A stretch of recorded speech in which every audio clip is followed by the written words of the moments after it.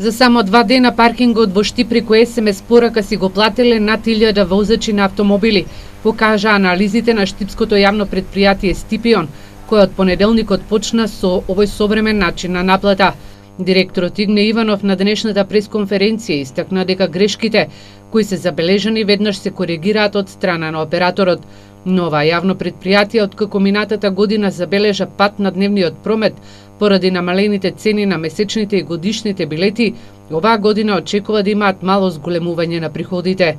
Верувам дека сега ќе биде зголемување баш од таа причина што веќе во наредниот час ако лицето не се одјави или не го отстрани возилото од паркинг просторот, веќе ќе му бидат пресметено од наредните 15 денари кои што се за вториот и наредните часови.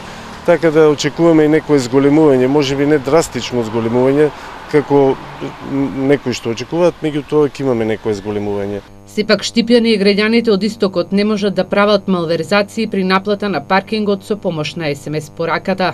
Проверката, нашите оператори сите информации ги добиваат на нивниот мобилен телефон. Значи, кога операторот сака да провери дали некое возило е пуштило пораката,